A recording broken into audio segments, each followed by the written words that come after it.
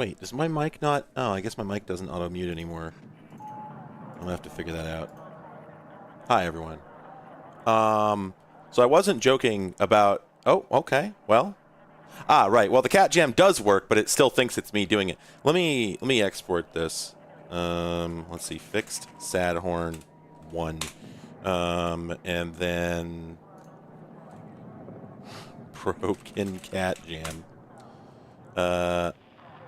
Oh, okay. So just the sound doesn't work now? Is that what's going on now? Is that the situation we have? Uh, um, hang on a minute. Oh, wait, but oh, it God damn it, it forgot the No, I'd fixed this, you bastards. Wait, no, MIU audio. No, no, no, no, no. That should have worked. Why didn't that work? Why didn't that work?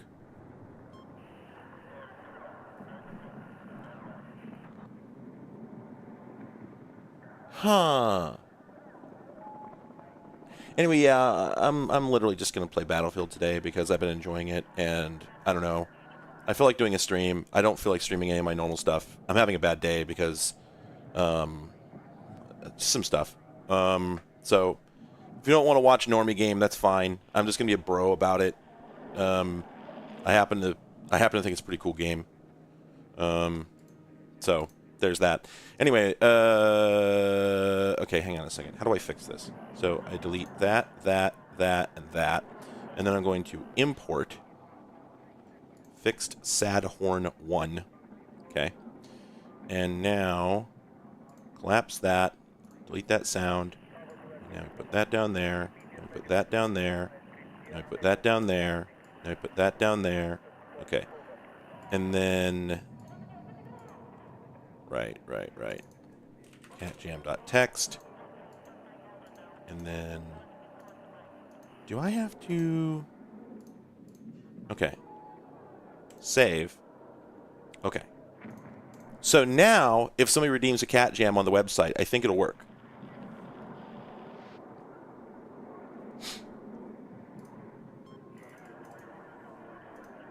Okay. And the really funny thing is that a friend who was going to be here in like another half an hour to pick up an item has just arrived. And so I have to give him the thing. It's a hammer. Yeah, this is my armament in the video game. You'll see. So, motherfucker. Give me a minute. Give me a minute.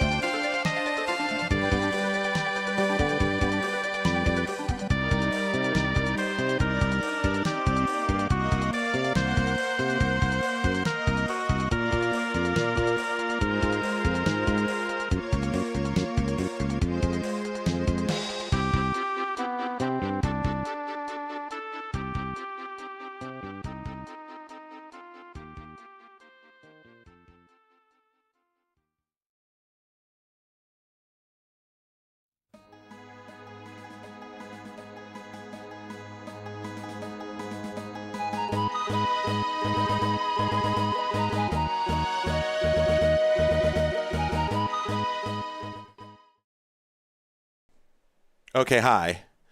Now hang on a second.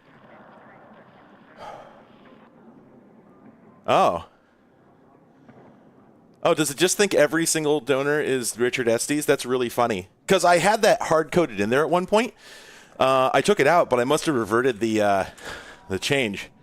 Which is really funny, honestly. Yeah, let me fix that. That one I know how to fix. I had his name hard-coded because it was one of the names that was causing problems. And actually, it turns out the only issue is that Mixed Up just can't handle spaces and names at all. So, okay, there we go. Now you should be able to redeem a cat jam. Oh, pardon me. Although, the interesting thing is that there is a cat jam here, and it's just here, and it's been here. So, let me just clear that. No fucking money. Yeah, mood. Oh. All right. Is the sad horn going to work? No. Also no. Am I losing my mind? Oh my god. What is the problem here? Oh, I'll bet the fucking overlay didn't load. This shit's complicated. It's all hard. Here, let me... Okay, this is fucking hilarious. I see it playing into the stream, and once again, I can't fucking hear it. Once again, the monitoring is... So I go to the stream machine, and it's always broken. And it never works. And it's never working. I go to the stream, and it doesn't work. And this is every time that I go to the stream and it's not working. And it never works.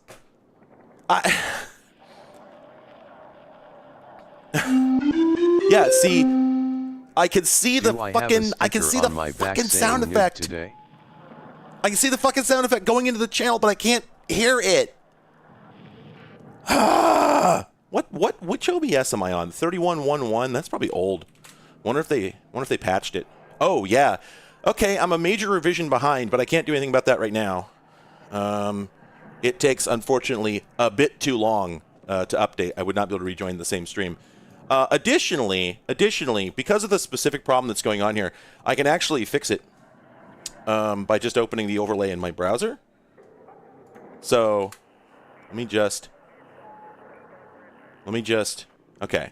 Now, if I open that... thank you, Mario.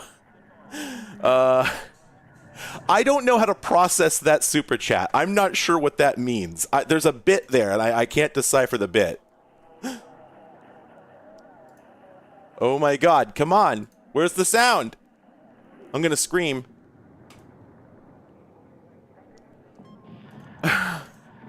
Oh, it's because I'm hitting play on the whole action, that's why.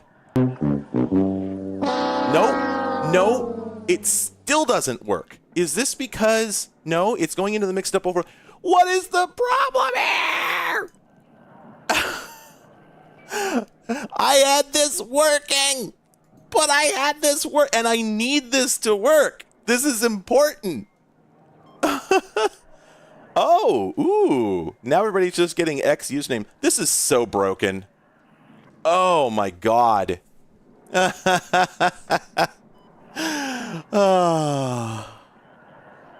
Why is it coming up with the X username in this one when it doesn't in the other? Fine, I'll look at it. Oh, I'll bet what it is. There we go. I just heard that one. That one came through. So why has it not been working when I test it? So that comes. So hang on. So that comes up as X username. I want to play a game. I don't want to debug this. I might just turn all this off. Because I don't have time for this. This is not what I want to do with my day. It is working. It's now working for me. Instead so that's of great. buying 10 bowls of garbage instant ramen, I am sending you money. This is a better use of funds. I appreciate it. I agree with that someone. too. Okay. So what I have to assume is going on here is that, oh my God, did the local API, no, URI username. Man, I just don't fucking get it. Here, let me see. And that comes up with YouTube and username. So, what in the fuck? Yeah. Okay. All right, well, thank you, CDI Games. I appreciate it. Going forward, I am going to ignore all of this.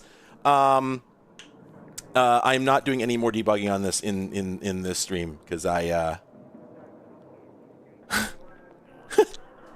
sorry, I've just been sent this this comment. It's a screenshot of a comment on YouTube, and it just says, "My dad walked in on me playing Kingdom Hearts as a kid, and I told him I was killing a boss, and he said, 'I wish I could kill my boss,' and left."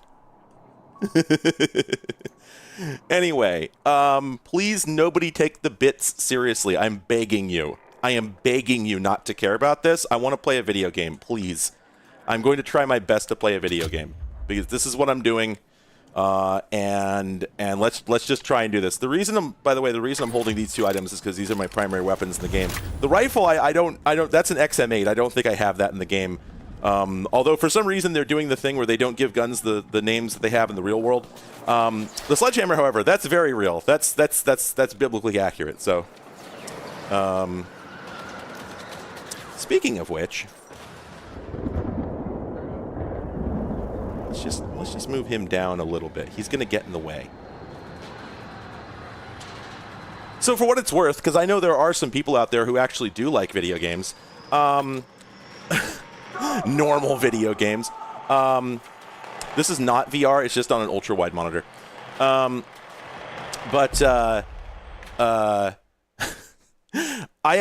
really like this game. I haven't played a Battlefield game in years.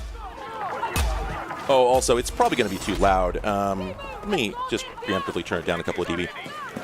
I will say that there's a lot of things about this that I've been really enjoying. I think it's really cool how they did a lot with sort of limited resources. Because, for instance, wow, it wasn't a kill, it was an assist. Assists aren't real. They're the There's some sort of cuck joke I can make about assist kills, but it would take too much brain power for me on this day.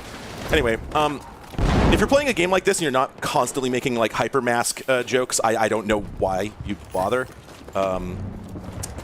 Anyway, but a neat thing about this game that I've been fascinated with is they made like 5 maps for it, and then there's like 6 different versions of each map where you play at different scales. So this is the close quarters version of this map, and then there's a medium size and then a large size. And they're all the same map, except that you use them in different ways.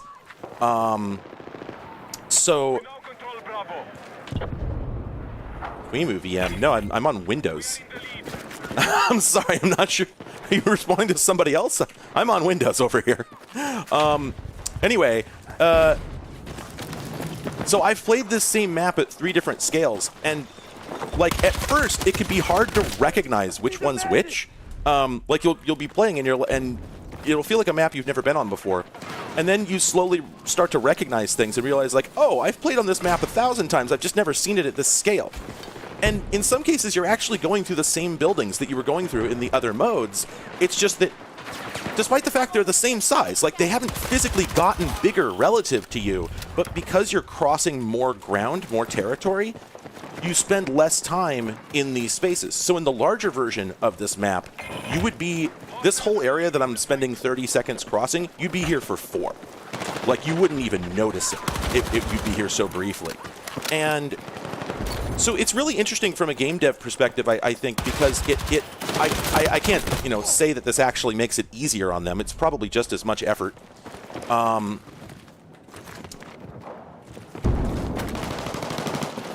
Like, I doubt that it's literally like, we made 3 maps and then we just shrink the map for... No, I think they're probably literally different maps. I don't think they're the same file, and I'm sure it takes just as much effort because... I think when you're playing on the larger levels, the larger versions of the levels, that you don't actually have as much detail. I think a lot of the buildings are not enterable. A bunch still are, but I just think there's like fewer rooms and whatnot. Because otherwise it would just be untenable. Like you'd never be able to find anybody, right? But I don't know. I could be wrong about that. So maybe they really did just make one level and then they just cordon it off differently. But it wouldn't surprise me, because one of the big things that I think has changed with the onwards march of technology that people don't really acknowledge. People like to jack off a bunch about how, like, oh, we don't actually need more megabytes or resolution or anything. Totally ignoring the fact that because they have the capabilities of modern computers, they're utterly oblivious to how they're being used by games. The ability to put 50 million triangles on the screen at once has tremendous benefits that are totally unrelated to making surfaces round. Like, it accomplishes other things. It also allows you to, for instance, have a lot more shit, you know, a lot more subtle level detail. It allows you to have a lot more shit loaded and being rendered in any given moment without having to worry so much about consciously getting in and out of the scene. And so I would not be surprised to learn that they really do have all the same detail in the big map as the small map, because you can afford to do that. And it also means that you're not like... You're not playing in like an obvious simulacrum of a city, right? Like when you're playing on the big maps, they don't feel any less detailed. Maybe they are, maybe they aren't, but they don't feel that way. So I wouldn't be surprised if they really are literally the same file, just being, you know, different triggers are loaded.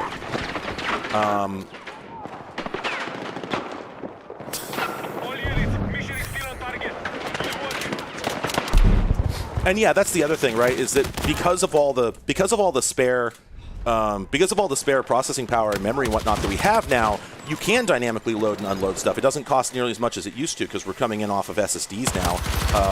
So you're not waiting for a hard disk to spin up, and you're not worrying about running out of RAM nearly as much as you used to be. And so I think they probably can cache a lot more and bring it in and get rid of it as needed.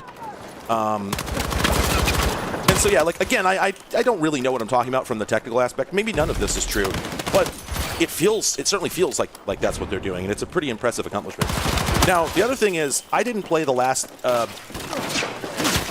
There's the sledgehammer, baby! Razzle dazzle! Got his ass! By the way, yeah, so you start out with a knife, but if you play engineer... actually, no, I think I found out it was all the classes can switch to sledgehammer. I don't remember if you have to earn it or if it's there from the get-go.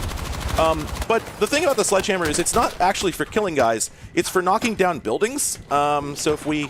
let's see. We might not be able to do it in this mode on account of... because it's the close quarters.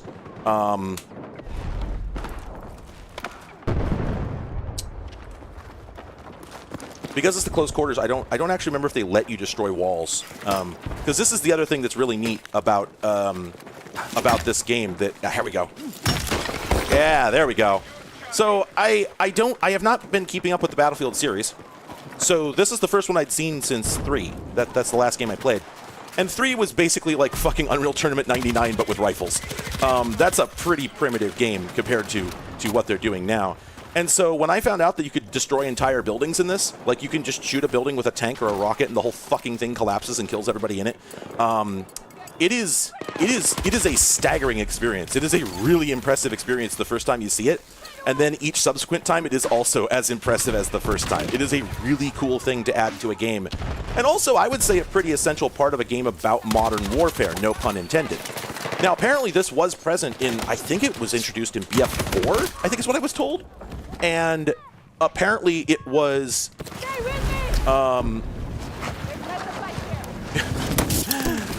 well, somebody has minus a... oh, no, that's a... okay, I thought that was real. Mario, yes, they do play better. People are always saying this. I don't know what they're talking about. Like, no, this is better. I don't want this to have fewer polygons. This is good because it has so many polygons. That is an essential part of the gameplay. I don't know what you want me to say. Yes, it's better because of the technical improvements. Tremendously, massively. The fact that I have to have 32 gigs of VRAM to play this is a good thing, in my opinion. It is tremendously increased the quality of the game. I appreciate every little thing they're doing here. The modeling of individual bricks improves my enjoyment of this battle simulation. This is a fact. Nobody told me to believe this. I came to it on my own, I promise you. So, yeah, I don't understand what any of that's about. My theory is that maybe you haven't played the games in question, or they're just not your type of games. But for the people they're for, no, it makes a huge difference. Without a trillion megabytes of RAM, I would not be able to do this. It would just be impossible to have that experience, including all the dust clouds, including the very visually confusing rubble, which makes it hard to tell what's going on, including the physics simulation that decides who does and doesn't get crushed by it, and so on. These are all essential parts. You can't take them out and have the same game. So I've been having a fucking blast with this, as you can probably tell. And it's because of just the weight that the whole world has. They've added so much to it. Okay, so the BF4 buildings were scripted. Okay, yeah, that does not surprise me. Because I think that was what? BF4 was what, like 2015 or something like that? 2013? Because I think BF3 was like 2008, wasn't it? Somewhere around there. I can't remember the release order, but yeah, we definitely didn't have the juice back then to do that all live. And 2015. Okay, yeah, that seems reasonable. But yeah, so I have found all the technical achievements of this game remarkable. I think the photogrammetric lighting that's now available in everything has... So, like, okay, a good example. Now we're playing online. Yeah, those are all human beings. Although, actually... Oh, right. I turned on ping view. So anytime you can see the... Yeah, I'll go play a big map.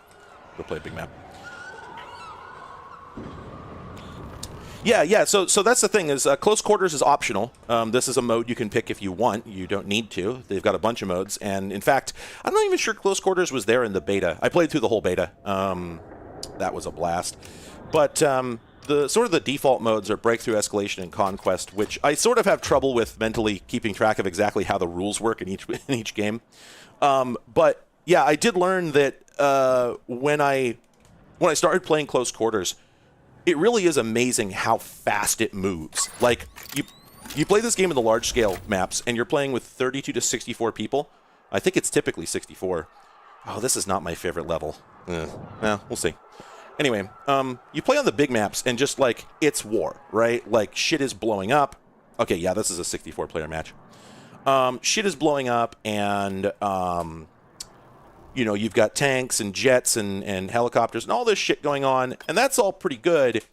And it feels very, very overwhelming. It is as intimidating as you would hope.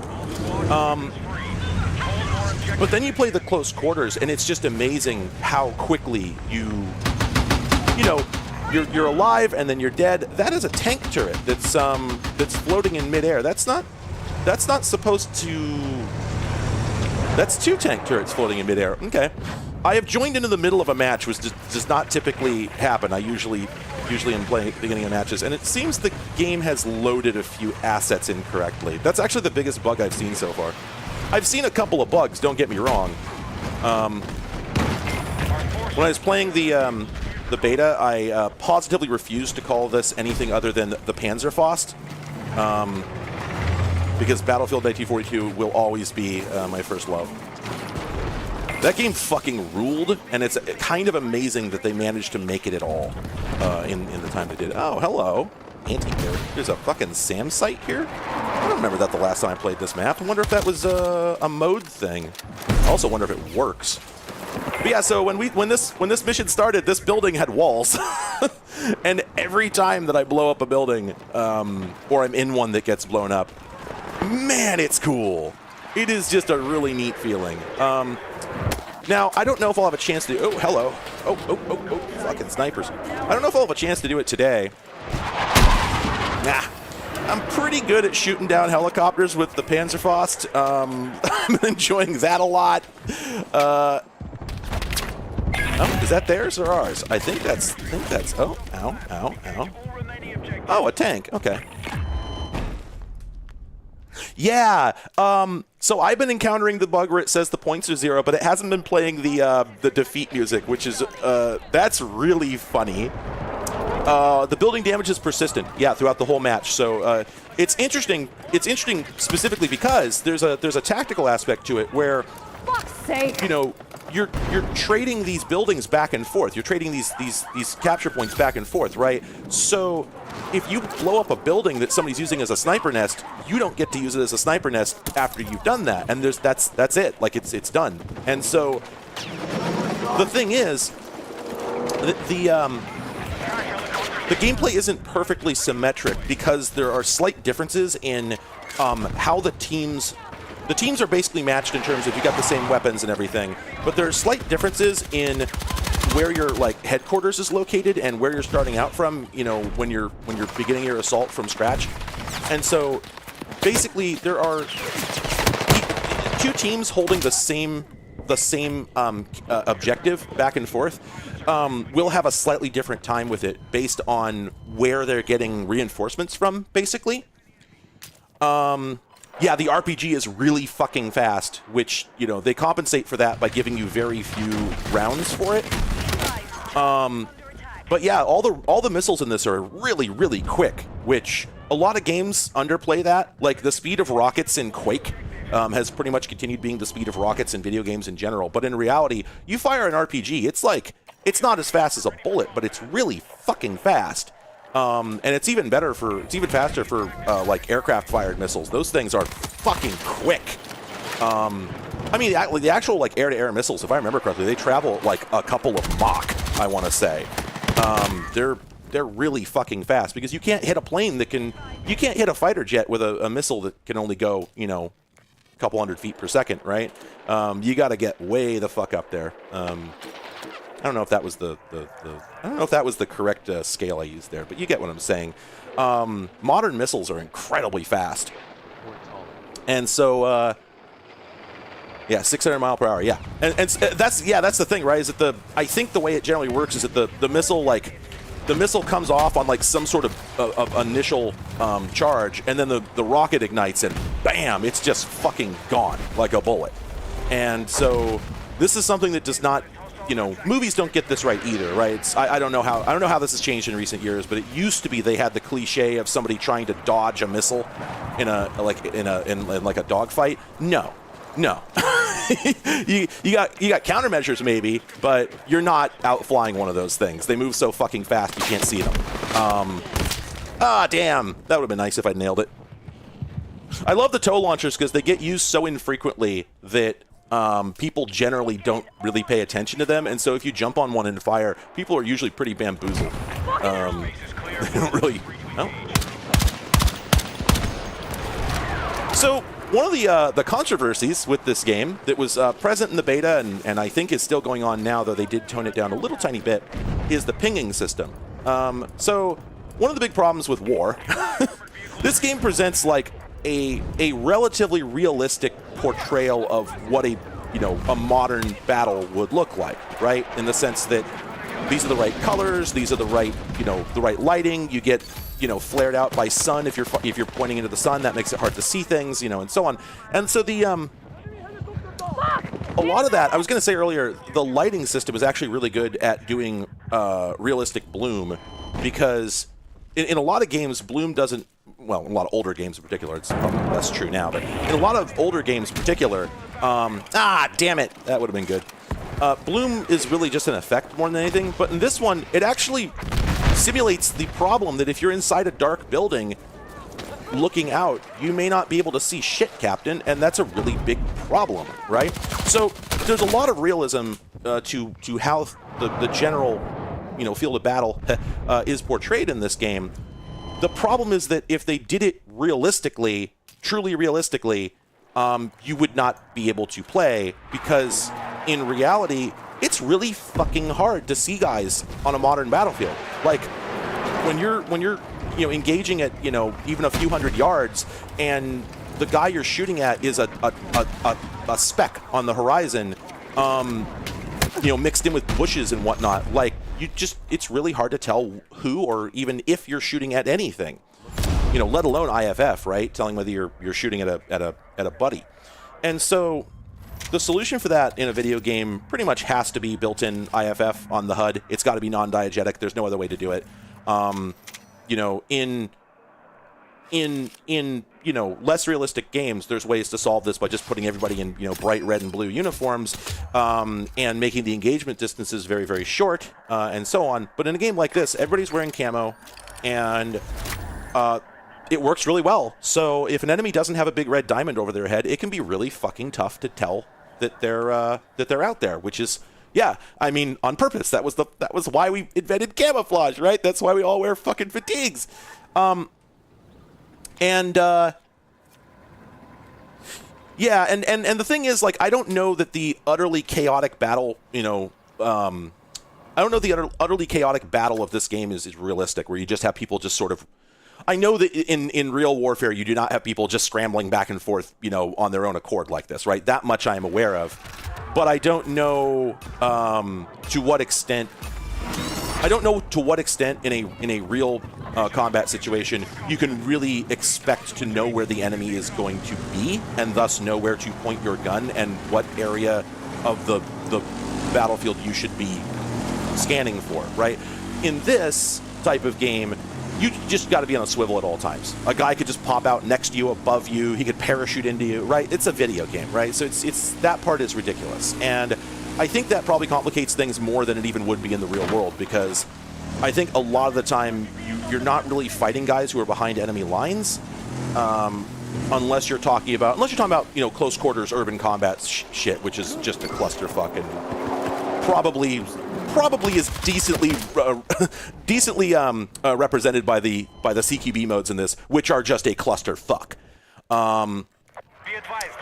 Where you don't know, you can't tell what the fuck is going on, you know, and again, you go into a room, you got to look in 5 different directions at once. They could be fucking anywhere, right? So there's all that. But anyway, because it would be unbelievably difficult to make a game like this fun on, you know, with a truly realistic visual system, they've got the pings, right? You can see a lot of the time when I encounter a dude, a big red diamond appears over their head. Well, in the beta in particular, and like I said, this has been calmed down a little bit, but in the beta, they had a system for your teammates to ping guys. Basically, if you looked at anyone through a sniper scope, they would get auto-pinged no matter how far away they were. And if you got up close to anybody, we're playing Battlefield 6. If you got up close to anybody, I think they would get auto-pinged, and also you could look at somebody and press Q, and that would ping them. And those pings were visible just indefinitely. It basically was wall hacks. The game had built-in wall hacks. And a lot of people were upset about this, or at least some were. I did see some people complaining about it, and it was pretty aggressive. It's gotten a lot more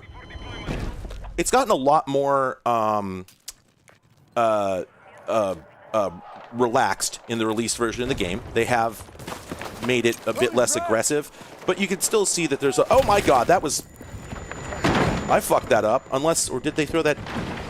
Was that my own fucking grenade that I just got owned by, or did somebody throw that down at me? I'm not sure. Let's find out if I get shot up here. Nope, that was just my own fucking grenade, which I...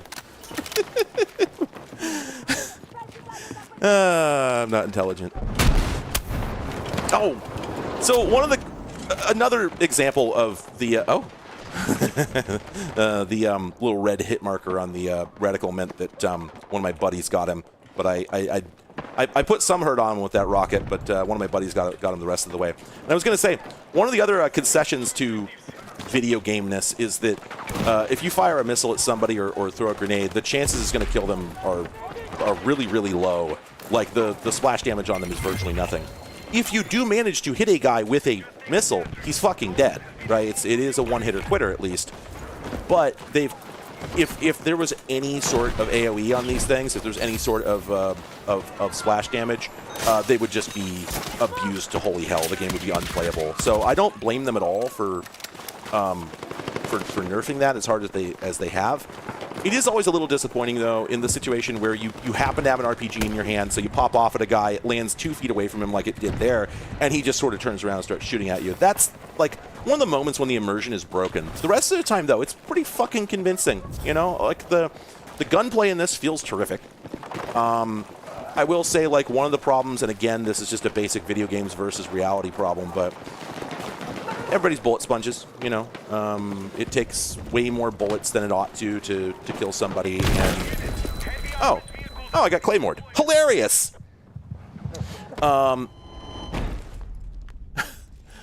Yeah, I don't know. I don't play a lot of mainstream games, but I do play some, and Battlefield just looked like fun. So I played through the whole beta, and I decided that I like it. So I've been playing the shit out of it lately, and I've been getting pretty good. I'm not playing my best today, I'll tell you that much. Trust me, when nobody's watching, I have like a 10-to-1 KD. All right, don't worry about it. Don't worry about it. I think there's a guy upstairs. I do. There was a guy upstairs. Hilarious.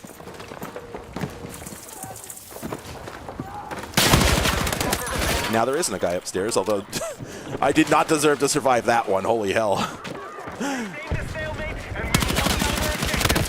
Oops. Ooh. Yeah, exactly. There aren't a lot of games you got to study for to have fun with. And, you know, the idea of playing one of those is appealing. I like the idea of playing a, you know, if you will, one-shot, one-kill type, you know, hyper-realistic army game. That does sound like fun to me. Whoopsie.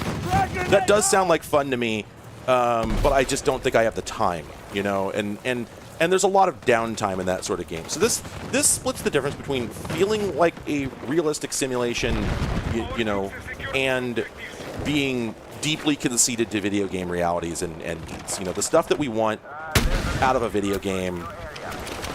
You know, nobody wants to be dead for 20 minutes while the fucking rest of the round plays out, right? And it also sucks to catch one bullet and you're out of the fight. So I get why they do it that way. I think it's the right call. Ow. But, yeah, I don't know. Any concerns about stream snipers? I don't think so. I'm not a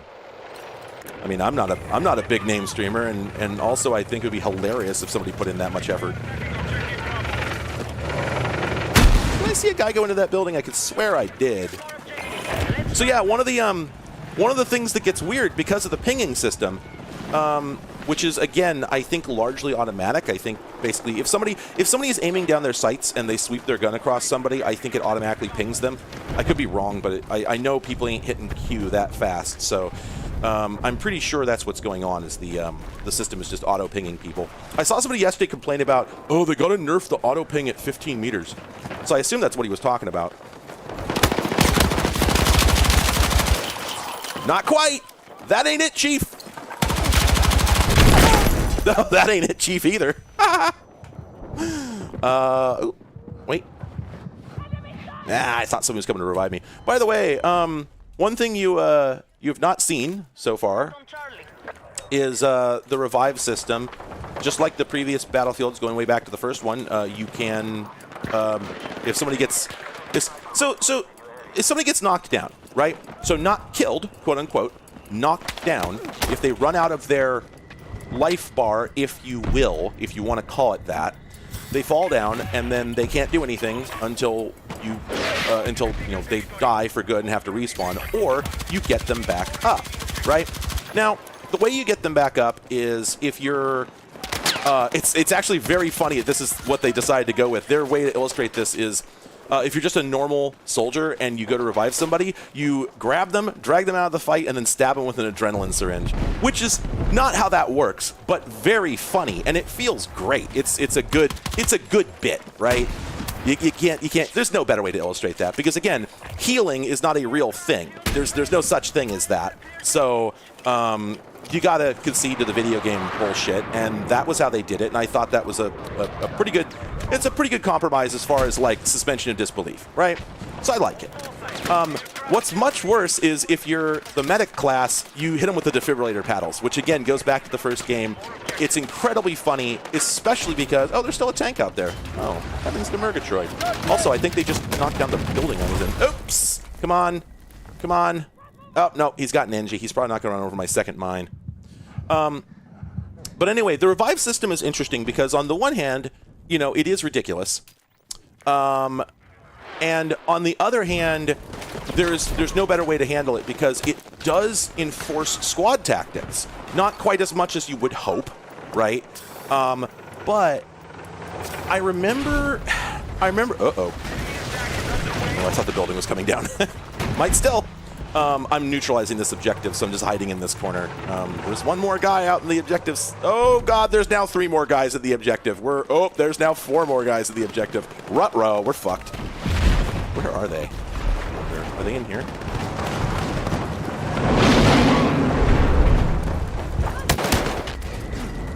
That wasn't the button! That wasn't the button! Fuck! Went for my grenade and hit my... Yeah, territory is depicted by spray paint. So if you're inside any of those painted lines, then you're inside the capture zone for that objective. And the way it works is whoever has the majority of people inside the objective is capturing it. So if you're evenly matched, then the line doesn't go anywhere. If there's 2 on both sides, and then the more guys you have on either side, the faster you capture it. And then once you have it, an interesting thing about that is that once you have it, oh wait, no. Sorry, no, I was brain fart. Never mind. Anyway, so yeah, it's just like in much older games, the capture points were not so clearly defined. You just had to be near them, and it wasn't exactly clear where near was. So I'm glad that they improved that. But it does mean there's this interesting dynamic where, again, if there could be like 4 guys in, yes, that's a furry robot. That's Clive. If there could be like 4 guys in a building that you're in and you don't know that, all you know is that, you don't possess it for some reason, then it would be impossible to figure out where they were because you wouldn't know how many guys you were looking for, etc. It's just it's close quarters combat, right? You could just get fucked really fast. So I think the fact that it shows you the proportions, shows you how many other guys are at the point, makes it a lot fairer than it would seem, because you can't get blindsided as easily. If you're holding down a point and then a whole squad charges in, you suddenly see the number go from 0 to 4. You know what you're up against, right? Because otherwise, they're obviously just going to pincer your ass. 2 guys come into the back, 2 guys come into the front, you're fucking dead, right? So I think it gives you a little bit more of a fighting chance. And again, that's part of the video gameism of this sort of thing, is figuring out what parts of the challenge do we nix. Pardon me.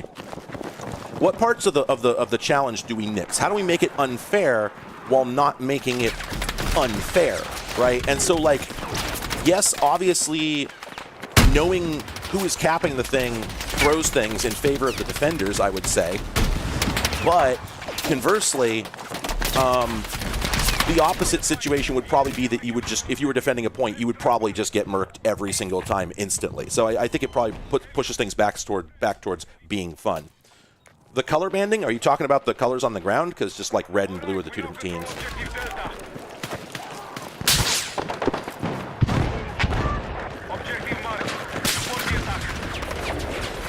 Anyway, so the thing I was going to say is that something I like about the health system, that's not, this isn't textual, but it's just something that I think about, is you think to yourself, like, how do we suspend disbelief with a system where you could just keep getting shot, keep getting knocked down, and keep getting picked back up over and over? Obviously that's not how war works. You get shot with a bullet, you're out of the fight for weeks. Maybe not 100% of the time, but you get what I mean, right? Like, that part has never changed since, the fucking Civil War, right? You get shot with a bullet, you're done. You're finished. You're not fighting anymore. Not effectively, certainly. But there's an interesting way of thinking about this that goes back to D&D. My understanding is that in the original rules of Dungeons and Dragons, your hit points didn't exactly represent how much, quote, health you had. They basically represented how much luck you had left.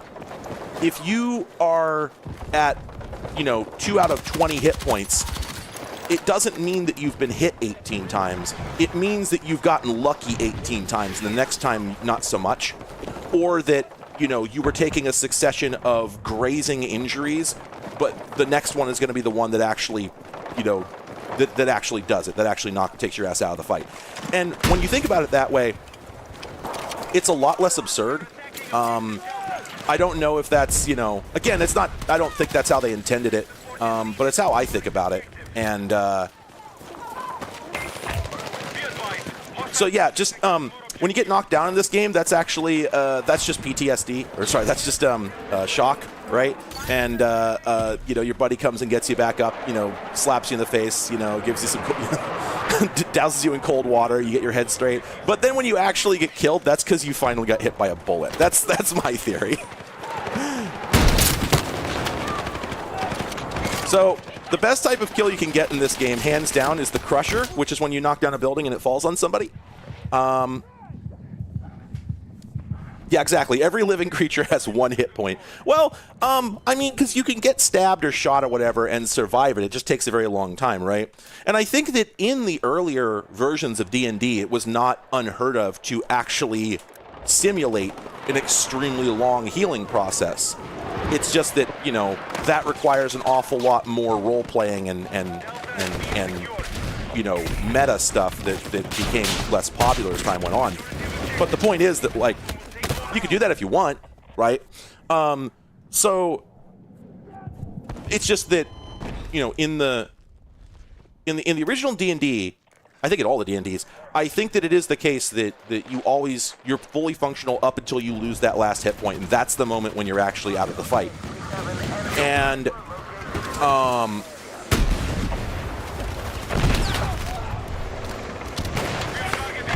so that doesn't really leave room for breaking your leg, right? Getting shot in the belly, still being able to fight, but, being at extremely low performance levels, right? But hey, you can't have everything, right? Is that an enemy tank? That is an enemy tank. I'm going to do something here. Oh, he's going to run over me. Oh, shit, he got my ass.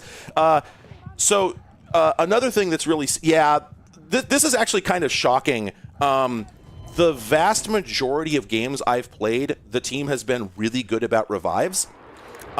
It's in their interest. And, oh, no, I'm sorry. I just realized why. So let me explain an interesting detail about how the scoring in this game works. If you look up top, you'll notice, well, yeah, I was going to say, you could sap the tank. You've got a propane torch. As the engineer, you've got a propane torch you can use to fix your own tanks. But if you use it on an enemy tank, it slowly drains away their life. I have gotten a number of kills from full health on enemy tanks with the propane torch, and just made me feel like $1 billion. It's a really fucking cool thing to do, and nobody ever notices it. I don't know that you get like a special accolade for it or anything, but man, you should. It's hard, because they can run over your ass, if you haven't noticed. Anyway, what was I talking about? Oh, right, so the scoring system. So you'll notice at the moment that we are at 1 and 2, and that's because this game mode, which I'm probably going to switch away from, this game mode is based entirely on the capturing of objectives. So, okay, there we go. So you'll notice that there's C, D, and E. Those are the 3 available objectives. And then territories are separate from objectives. There's 3 territories in total, and whoever captures 3 territories first wins the match. So, in order to capture a territory, you have to hold all the points for a certain length of time, and if you manage to fill up your bar, or I'm sorry, I think it's so you see that bar next to the number on each side, that slowly fills up as long as you own at least 1 point more than the enemy. So, if you have 2 and they have 1, then yours slowly fills up. If you have 3, then yours fills up a little bit quicker. And when it gets to full, then you gain a new territory. And whoever does that 3 times wins. So right now, it's anyone's game, but they are kicking our ass at the moment because they've got C and D, and we don't have E. So this is one game mode. But there are several others where, rather than tracking objectives, it tracks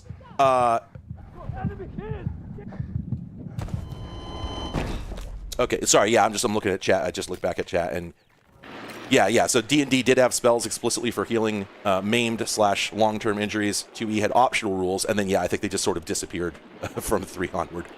Anyway, There are other modes that use basically a life system where you start out with, let's say, 800 lives for your whole team, and then every time someone spawns, it technically what it's saying is that, like, the lore approach is you have 900 soldiers on your side, and every time you spawn, that's a new soldier being sent in to replace a fallen comrade.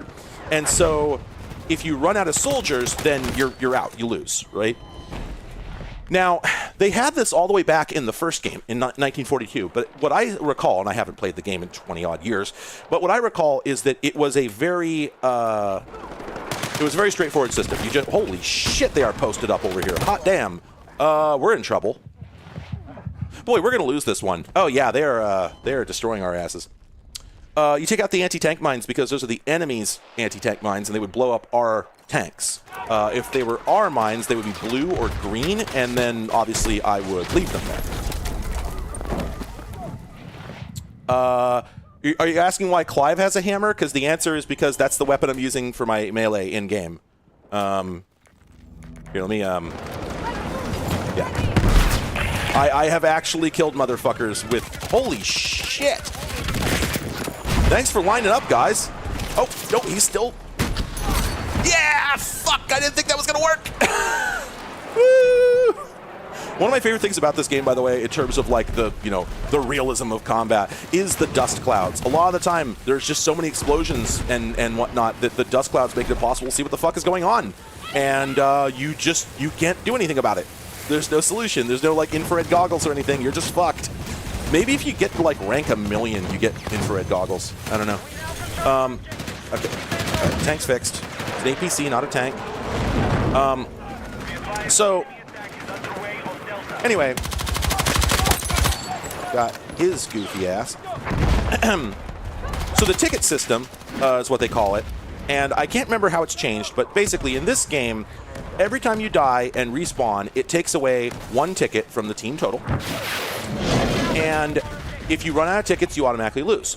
Now, the way they modulate this is that in some modes, there's an attacking team and a defending team, and the defending team has an infinite number of tickets, right? That's simulating, a nation state that has 1,000,000 soldiers, waiting in reserve. It could just keep funneling them in, whereas the other side is, an insurgency, which has a limited set of, yeah, there we go, we lost. Limited set of people to use. And so... Yeah, I love this where it shows you how let's go back to the outcome here. I love that it has these little graphs that show you how territory changed hands. So you can actually see how your team performed, not just immediately who won or lost, but across the course of the baseball game. That's pretty cool. I think it's neat that they bothered to do that. Anyway, so in the modes that have unlimited soldiers on one side, it skews the game, because even though you're both, quote-unquote, fighting for the same thing, right? You just want to hold these objectives. The terms for the cost of holding those objectives is very different. So if you're on the defending side, you could just pour an infinite number of soldiers into a point in order to capture it, and you don't care, right? This is like, obviously, again, this is more video gameism. We don't need to map this over to any real-world malfeasance, but the point is that if you think of it from the perspective of a huge military, they are willing to say, 30,000 soldiers, that's, to protect this very important, piece of land. Okay, if that's what it costs, we have that to spend, right? And depending on how important it is, the cost may be unlimited, Whereas the other side is, okay, we've got 600 guys in this, I don't know, micro-terrorist army that's always hypothesized in these games, but I think largely does not exist in the real world. I don't know, maybe there's analogs but anyway, they have very limited resources, right? They're using, stolen guns bought on the black market. They've got only so many people, who are, loyal enough to join their fight, et cetera, et cetera. They just don't have the same kind of resources. And so once in a battle like that, one side will be reviving their guys heavily, while the other side is just fuck it, respawning on every single round. And I think that can actually throw the game off, because there's more value to revving your teammates than just keeping the tickets from going down, obviously, right? there's also the fact that you're getting them to come back immediately, right where you are, where they still have situational awareness, rather than having to spawn somewhere else and then get themselves back to the fight, which delays their return to the battle, and having to remember what the fuck they were doing once they get there, because it's really easy in these huge levels to lose your sense of situational awareness and just forget, if you get killed by a sniper and then you revive and you've got to do like a 400-yard 400-yard hike to get back to where you were, there's a good chance you're not going to remember where the fuck the guy was, right? You're all prepared to come back and pop him one, and you're just wandering around going, what? Where the fuck was it? Everything happened so fast. So that I think there's probably some games that get lost because the defending team was like, we don't need a rev. We got infinite lives. Fuck it. And so their guys keep, forgetting everything they've learned in the fight. I don't know if that's provable. Probably. Yeah, fuck off! One last coyote.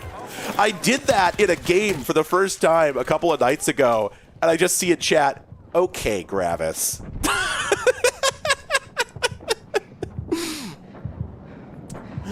I don't think they get any funding from the CIA. A lot of people just think this is cool. I think this is cool. I paid for it, so I think probably their funding came from me.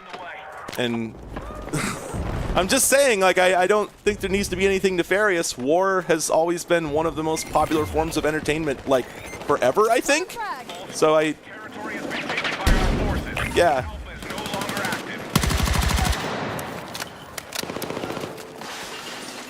I should also point out that, and I have not thoroughly reviewed the lore, but I don't feel that this game has portrayed the enemy as being morally inferior to the United States. The two sides in this are vaguely this game sort of returns to that old school approach, back in like the 80s and 90s when we would just sort of invent Middle Eastern countries because we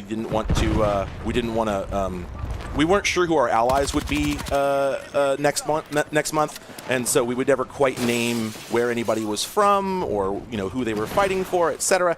But it was always unequivocal that they were the bad guys and the United States were the good guys. Well, this one does make the distinction between it's NATO on one side, don't worry about it, and to wit, if you're on the NATO side, your soldier will have a randomly chosen accent from a variety thereof and use slightly different, English depending on where they're notionally from. This is not something you could choose, by the way. As far as I can tell, the characters are all randomly generated on every single mission, but I could be misunderstanding that. It sure looks that way to me. But the other team is described as Pax Armada, and they're definitely a terrorist group in the modern parlance, as in, a paramilitary.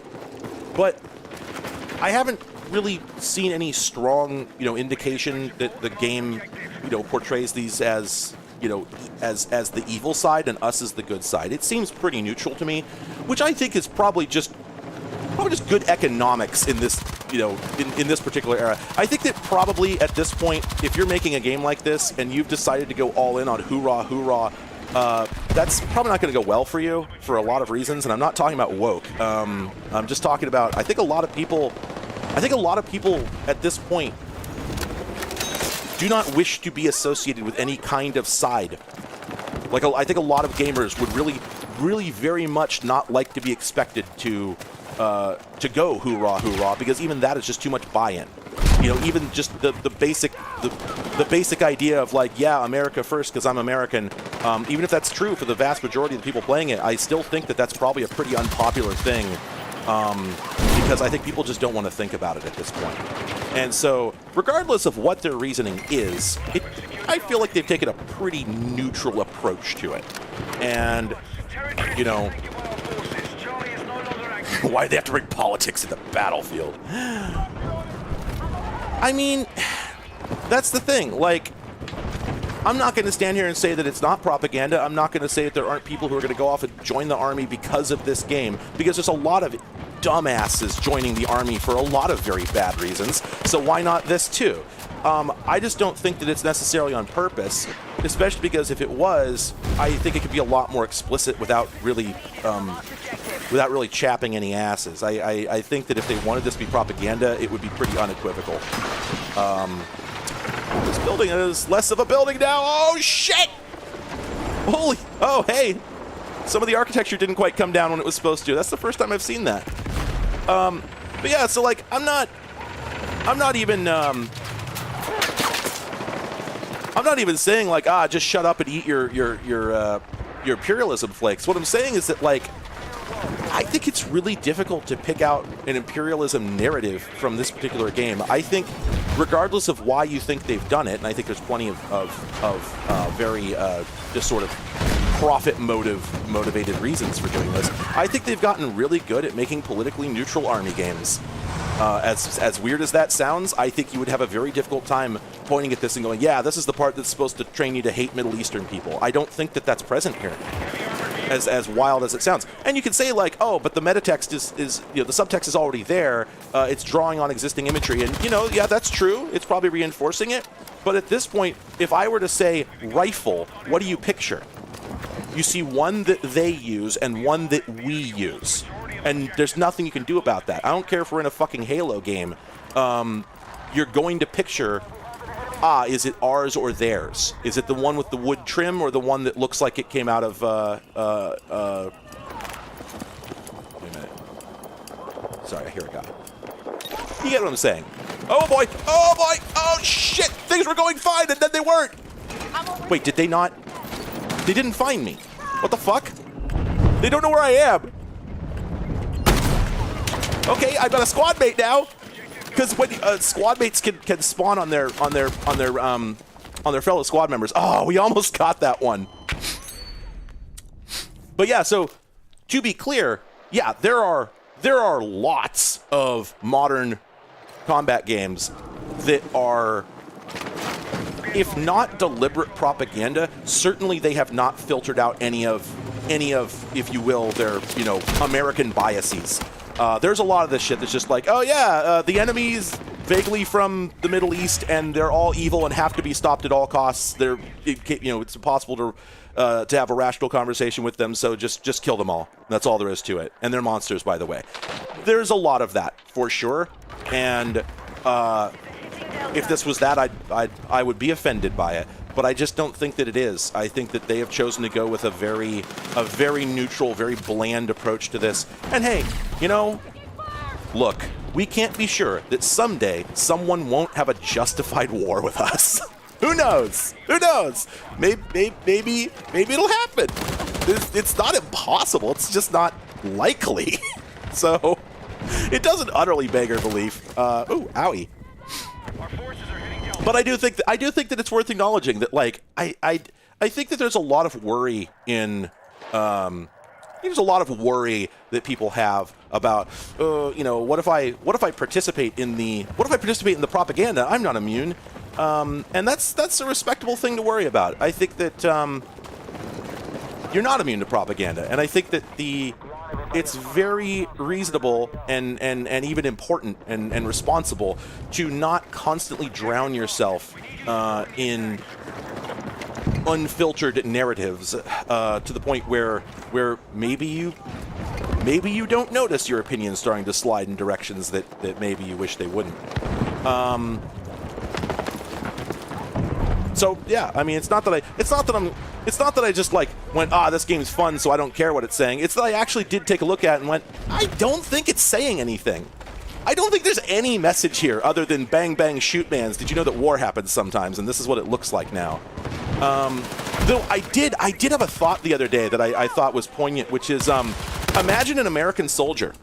Just right now, imagine in your head, visualize an American soldier. What color fatigues are they wearing?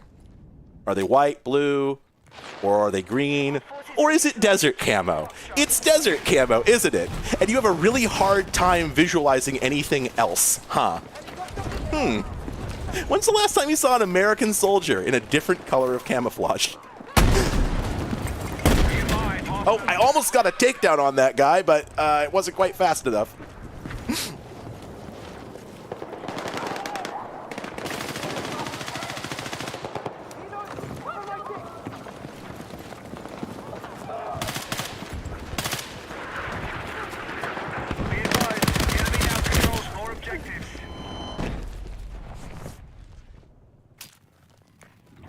By the way, I don't like this map very much. It sometimes has...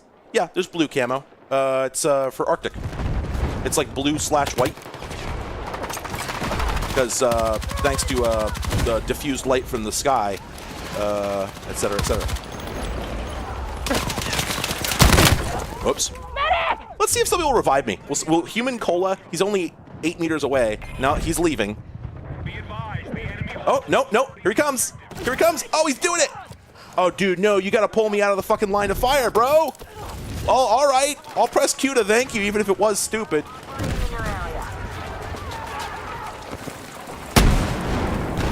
Did we take this point? No, we're still fighting for this point. Is anybody else here, or is it just here by ourselves? Oh, oh, that's our tank? Okay.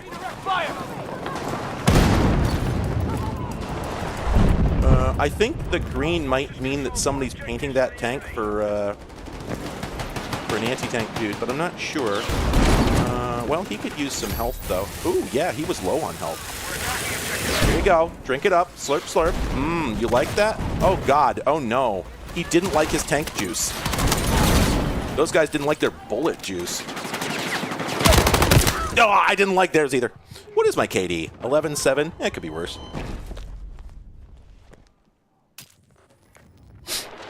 But yeah, what was the other thing I was going to say? There was something else about the scoring system I was going to comment on. I'm trying to remember what it was. Oh, God.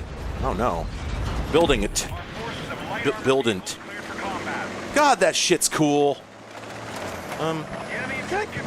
That sounds like an enemy tank to me. Oh, yeah. Charge that! Stand by! Oh, God. Oops. They saw me. Eh. Another of the things that little affordances to video gameism that they include in this that I have to admit does bug me a little bit is the fact that the mines have friend or foe. The mines won't go off for friendly tanks. I think that's silly. I think that they're cowards. I think that the mines should be equal opportunity. It would probably break the game. Because, I mean, that's the thing, right, is so the problem with mines, right? There's several problems with mines, but from a tactical standpoint, rather than a, ethical one, the problem with mines is that they're an area denial tool. The purpose of a mine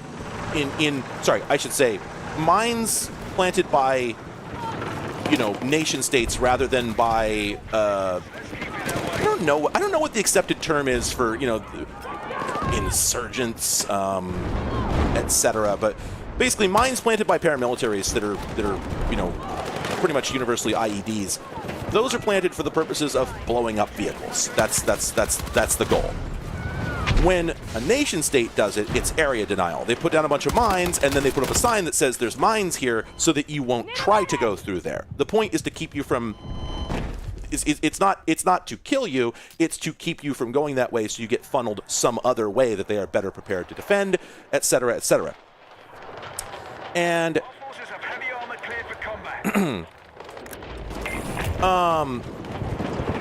the problem is that in a game of this scale, even the largest map, it's a half-hour-long battle between 60 people at best.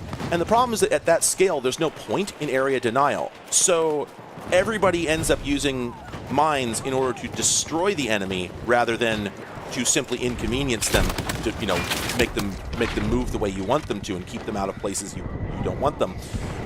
Because you don't get dug in. You don't make a home somewhere and want to defend it, right? And so for that reason, mines don't really make sense here, because if you're planting an IED on a highway, that's not a highway you intend to go down, right? Whereas here, all the territory is so close together, it's all shared. You really can't get away with planting a mine that, because you're going to need to go through that place later. And so they just have to give them IFF.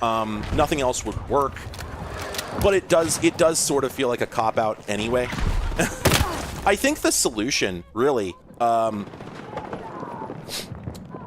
think the solution is exactly, satchel charges, I think, are the correct solution to that, because it solves a lot of problems in terms of game design. My game has just frozen, and the other day when this happened, yeah, okay, so I don't know if you can all hear me right now. Nope.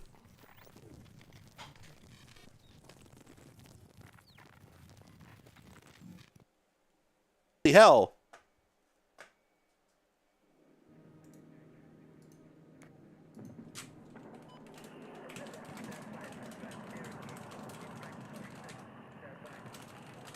I don't know if you can hear me right now, but give me a minute. Sorting some things out.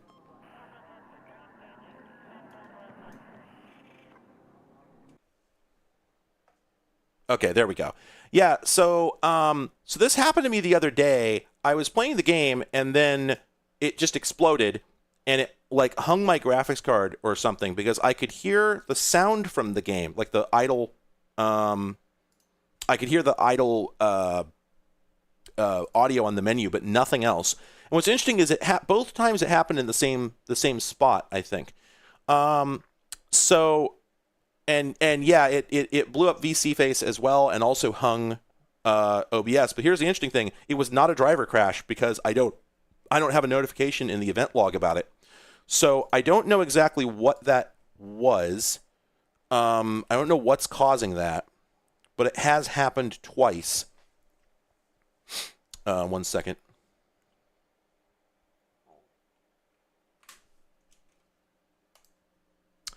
In any case, though, I think if I just restart the game, we'll be good. Is the chatbot down? That is an interesting question. Oh, interesting. It is. Oh, no, there we go. Okay, now playing was late. Okay, yeah, there we go. There we go. Now playing nothing. That's funny. I like that. So what I was going to say while this is restarting is that I think that satchel charges are a good solution for all of this for a number of reasons. First off, when you're able to just leave a mine somewhere, and this has happened to me several times, it's there persistently. Now that does create a challenge for for the other team to overcome, which is where are your engineers? What are they doing? Are they doing their jobs? Because their job, they're minesweepers, right? They should be out, or not even necessarily. You don't even actually have to be an engineer. Anybody can blow up an enemy mine, and they're not hard to spot because they're these great big. I saw somebody yesterday just said. I saw somebody yesterday in chat just said, "Engineer got the spicy frisbee," and I thought that was funny. But anyway, so part of your team's job is to protect the tanks on their side by looking for mines and disarming them preemptively. Or every tank has a second seat with a gunner in it, and that gunner has like a machine gun or a grenade launcher in the case of the ATV or APC, which they can use to take out the mines before they drive over them. And again, they're very easy to spot. So if you're paying attention, if you're doing your job, you don't really need to worry about mines so much. But all the same, if you're soloing a tank, or if your gunner isn't very good, like if you don't actually have, if you have a squad and you're on voice chat with them, then you can tell your gunner, "Hey, dude, watch the road. They're throwing mines out there." But if you're just pubbing and you're just playing with whoever you can get, then you can't be sure they're going to do that. And so it ends up being the case that if you're playing a match where the other team has one guy even who's just mine happy, he's going around throwing these things. I don't think they ever go away. I think once they're on the road, they're there for the rest of the match. So they can just seed the whole goddamn map with these things and make tank transit impossible if you don't have cooperation from your team to clear these things out. And that's sort of a bummer. And the trouble is they persist even after you die. So I've had cases where I died, and then on my next life, I was running, and I suddenly get a kill, and it says vehicle destroyed. And I'm like, oh, my mine blew up across the fucking map. Right? So that's problematic. And what I think is that satchel charges are a better way to do it for a number of reasons. First off, I'm talking about like remote-controlled satchel charges, right? The idea is you throw one, and then you have to back off, wait for the tank to roll through, and then hit the button. They used to have that, I think, in Battlefield 1942, and I want to say 2. And a lot of other games have had that. And the advantage is, A, it doesn't survive after you die, right? obviously you're not going to be able to set off a charge after you've died, because the detonator's on your old corpse. Secondly, they're not automatic. You have to be there. So in order to set a trap like that, you have to reserve a player from a given team. So at least you know that people aren't just running around the map, throwing mines, and forgetting about them, right? You actually, if you want to set up a trap, you have to commit to it, and that forces more tactical gameplay. That's a good thing for everyone. I think that's a good thing. Let's see. So I think we were playing Escalation. Yeah, the first team to take 3 territories claims victory. The other major modes are Breakthrough and Conquest. So in Conquest, and I think this is the one we'll do next, this is the one that uses the ticket system. That's usually pretty hot and heavy. And then Breakthrough, I think, is the same thing, except that it's just... Oh, right. In Breakthrough, what it is you start out... There's an attacking side and a defending side. The attackers start out with no territory. The defenders have all the territory. As the attackers progress, every time they capture a point, it becomes permanently theirs, and the battle lines shift. So the other team can't take it back. So they have to prevent you from making it all the way to the other end. And so the defenders have an unlimited number of lives. So they can fight as hard as they need to keep you from advancing. You have a limited number, so you have to capture those objectives without blowing through all your soldiers. So that's a really interesting twist on it. And then Conquest is just very straightforward. It's King of the Hill or Domination. You just have points. Everybody starts with like 900 soldiers, and that's it. So let's go with that, because that's bread and butter. So I was going to say that the NG took out mines by actually defusing them instead of blowing them up, and I can't actually remember if that's true. That thumbnail image, I went to Google image search and typed in upside down tank. I don't know where that picture came from. I think it's a Russian tank. Oh, by the way, though, I think I do have a screenshot of this somewhere. I don't know if I'll be able to pull it up, but I think have a screenshot of... I started a mission. So there's no friendly fire in this game. None of the public servers have friendly fire on, and that is the right call, because if friendly fire was ever on in a pub match, it would be fucking unplayable. Most of the time, this doesn't matter. You don't really notice the fact that your buddies aren't taking shots from you, so it doesn't really ruin the suspension of disbelief or anything. But there are two times when it does, and they're all about explosives. Obviously, if you throw a grenade, it's not going to hurt anybody on your team, which is pretty silly. But what's even sillier is if you fire an RPG or anti-tank rocket and it hits a friendly, it just evaporates. It gets deleted on the next frame of the simulation. And I really wish that they had at least had it puff into a little wisp of smoke or something, but they didn't. And so that's my story. That's what we're talking about. I done got shot with a. Boy, anti-tank is fucking anti-tank missiles are fucking terrifying if you're in a tank. Did you know this? Fucked up if true. What was I talking about? I don't remember. I got distracted by being shot with a missile. Oh, also, this is another thing. Switching to first person fundamentally alters how the tank operates. This uses the sort of Halo approach in third person, where you turn the turret to where you want it to point, and then it slews its way over there. But if you're in first person view, then it actually limits your speed to the turret's rotational velocity. So you have to keep picking your mouse up and moving it over and over and over. The advantage, however, is that it's a lot more accurate. It's a lot easier to quickly line up on a guy. So it's pros and cons.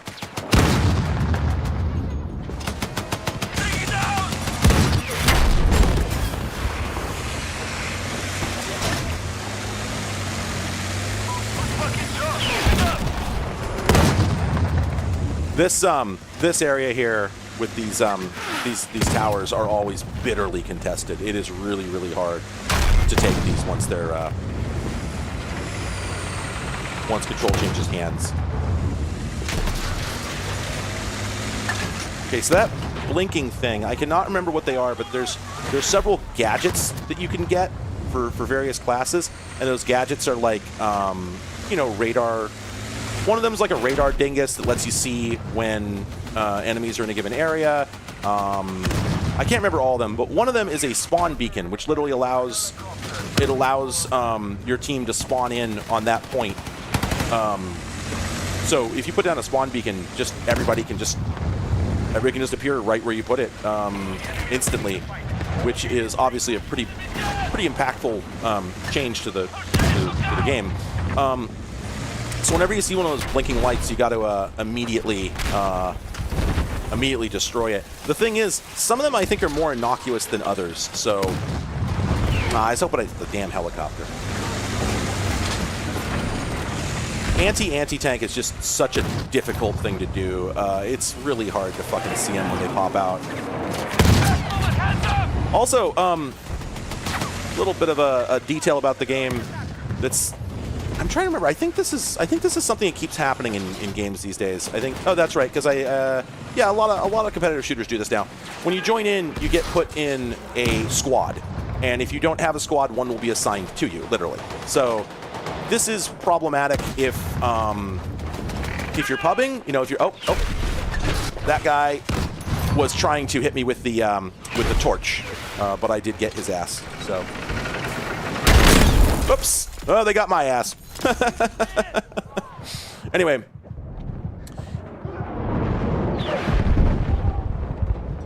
That's what I was going to say. So friendly fire is completely off. So if you run one vehicle into another, it just pushes it. And that's it. And if you run a vehicle into a friendly soldier, it just pushes them around indefinitely. And so I started a match the other day, and I was in a tank, and I was trying to get out of home base, and another tank ran into me and flipped mine over. And I just stood up and I typed in chat, press E to flip Warthog, and then we all tried and failed, and it caught fire and exploded. And it was the first time I'd ever seen that happen. I didn't know the game had a system for that. But yeah, it does the GTA thing. If a tank is upside down, if a vehicle's upside down, it doesn't have a way to, you can't flip Warthog. So it just blows up eventually. And yeah, so if I had stayed in there and died, my assumption is the game would not have tracked it as a team kill. I don't, well, I mean, in friendly fire off mode, I don't think it's capable of doing that. You know, there's no column in the scoreboard for it. So,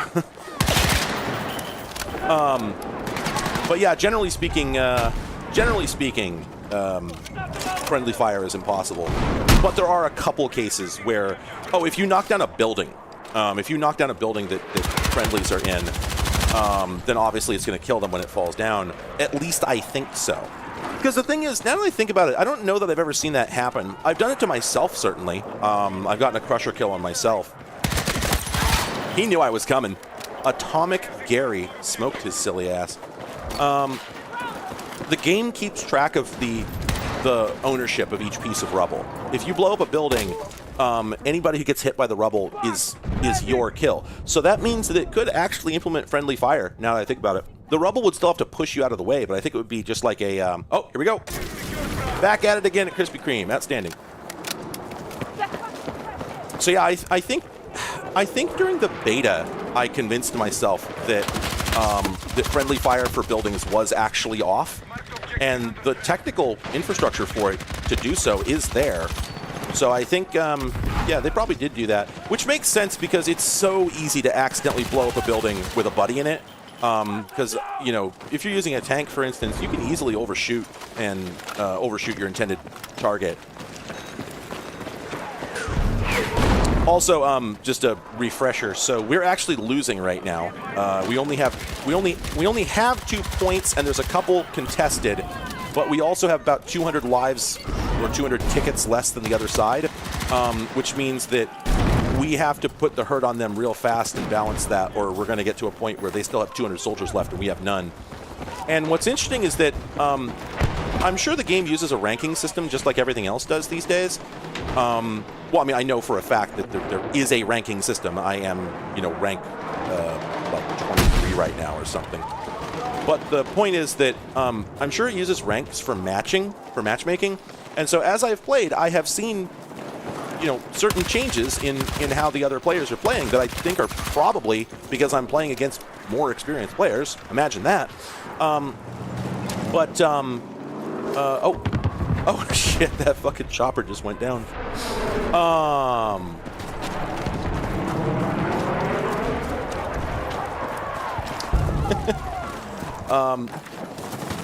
Sorry, I completely forgot what the fuck I was setting up to say. Trying to play a video game this complex and talking at the same time turns out kind of hard.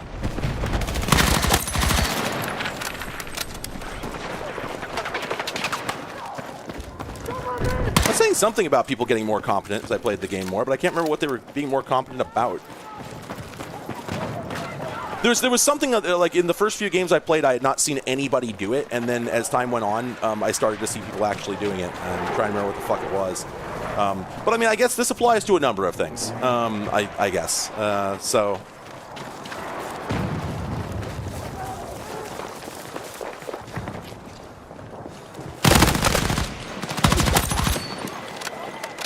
Outstanding. I'll take that. That was a good fight. Oh my God, that's a tank. He's just here. God damn it, I didn't do enough damage. Ah. Well, he was probably more scared of me than I was of him. Can your rank decrease? That's a good question. It's really funny to think about. I have no idea if it's true. I probably not. So if I remember correctly, because I don't really do that much of this type of game, like modern competitive shooters, anything with ranks. But typically, the way it works, I think, is that they often reset it periodically. So you'll get to rank whatever, and then at the end of a season, you get reset. And I don't think that it resets all your unlocks, but I have no idea. I don't know if that's applicable to this game, because I don't. My recollection, I think that usually happens in games that have a casual mode, and this I don't think has a casual mode. There's just the game, so that may not be applicable here.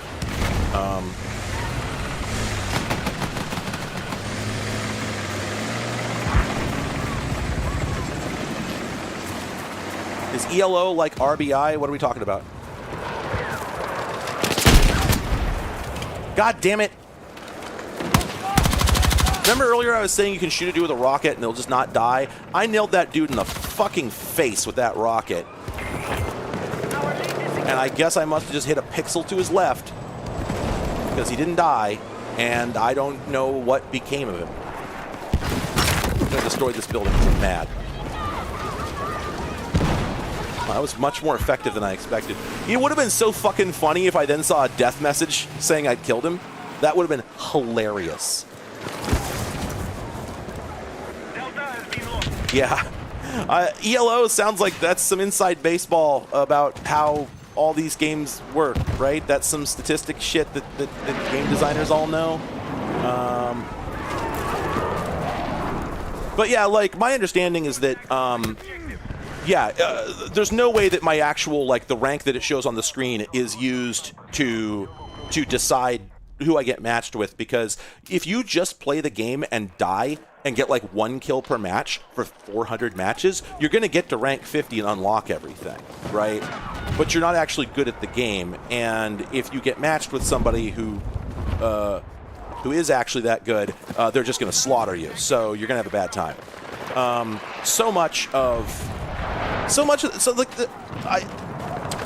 Two pieces of information I'll include here. Again, I'm going to preface this again by saying that I don't keep up with this stuff. Generally speaking, I don't really know much about the meta game on. Well, that didn't go well for him. I don't keep up with the meta game. You know, I don't sit around staring at Reddit all the time. But I have certainly seen two phenomena a lot. One is people being mad about matchmaking, which I don't really understand. Part of it, I feel like I should say, the existence of matchmaking whatsoever. There's a bunch of people who think it's bad, and that we should just go back to the old, fucking server system. And I'm like, okay. I played thousands and thousands and thousands of, various games back in the server system days, and the way that worked was you you were expected to go stare at this list of servers and decide, like, okay, is the one in Portugal with a 32 ping for some reason the better one for me? Or should I play this American one? Oh, that only has 6 players in it, blah, blah, blah. Nobody actually wants any of that shit unless what you really want is just the vibes of 2005 where, oh yeah, I remember we all used to sit around on our fucking Team Fortress server and like, oh, the regulars were there and all this shit. And that was fun largely because we were 19 and we're just fucking around, and there was no limit on how much time we could spend on things. And also, it was fun for the people who had the gift of gab, and so could like make good jokes in the chat, or the people who were good enough at the game that they weren't constantly getting stomped by the better players that were always posted up there and just slaughtering all the noobs. There was no way you couldn't go play on a server that was for noobs only, and even if you could, who wanted to, right? So mostly what it was either you were good at the game and good at socializing and you had a good time, if you were lucky, or you weren't good at the game, and so you had a terrible time getting your ass stomped by all these people who had 50,000 hours of experience and you had no way to get away from them because they were infesting all the servers. Or you were, getting banned from the server because there were, you were constantly getting called slurs, and you make the mistake of popping off at one of them and telling him he's a fuckface, and you're the one who gets banned because that's always the way it goes when you're getting bullied, right? They complain to the teacher, and you're the one that gets banned because they're friends with the admin. That shit all sucked, and it's all over forever. Okay, so I 100% do not miss that. But the other thing that I remember seeing once, and I don't remember where it was, but I know I personally saw it. This was not a screenshot. This was something I saw happen, which was, I got the fucking rocket kill. Let's fucking go, boys and girls, etc. But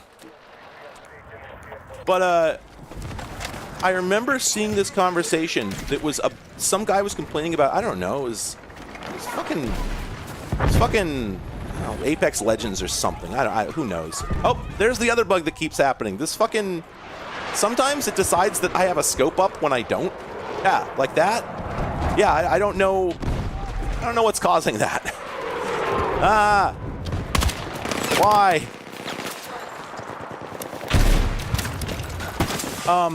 But I saw this guy complaining like, the game's too hard. I'm losing, 80% of my matches. They should rebalance it. And somebody's replied, it's a multiplayer game. Who should die 75% of the time so you can have a good time? And I thought it was just like the most poignant possible response because, yeah, I have seen people make 1,000 different variations on that complaint. None of them seemingly cognizant that you're both being given the same tools. If the other person is better at the game than you, nobody can fix that but you. And this isn't like a Dark Souls get good thing. It's what do you want anyone to do? Should they hire people to be bad at the game for you? Like, it's not even being mean. There's just simply, logically, literally, there's no way to solve this, right? Except matchmaking. Matchmaking solves the problem because you can pair people who are going to have a better time playing against one another because they're of similar skill levels. And so a lot of these people that are complaining about matchmaking, I always wonder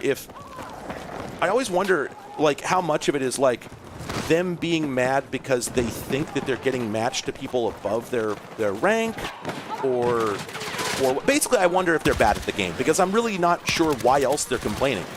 Like, as in, they seem to be mad. They must be mad at something. It's not just free-floating. Something must have happened to make them mad, and the best explanation is that they lost a game, or a lot of games, and that this is what they've decided to pin their complaint on. But I don't exactly know what they want to happen here.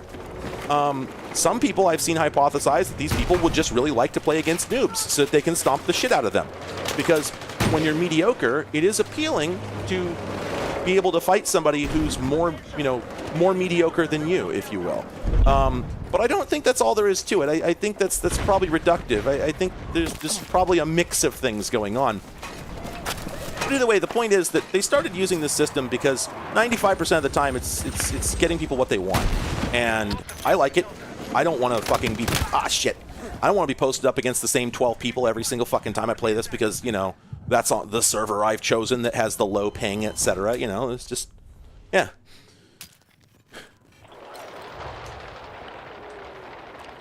And now the this is Battlefield 6 AV tips. The other thing is that sorry, one moment. Yeah. And so I have seen some games where the complaints about matchmaking seemed a little more rooted in specific concerns that while perhaps not solvable in a way that would satisfy them, you can at least see why it is that they're mad and what they want changed. And so one of them, I got the fucking sledgehammer execution. Hell yeah. Hey, everybody, that guy is less of a man now. According to the rules of the game, I have emasculated him using a pre-baked machinima animation. I just want you all to understand that I have more testosterone than him according to the rules of this game.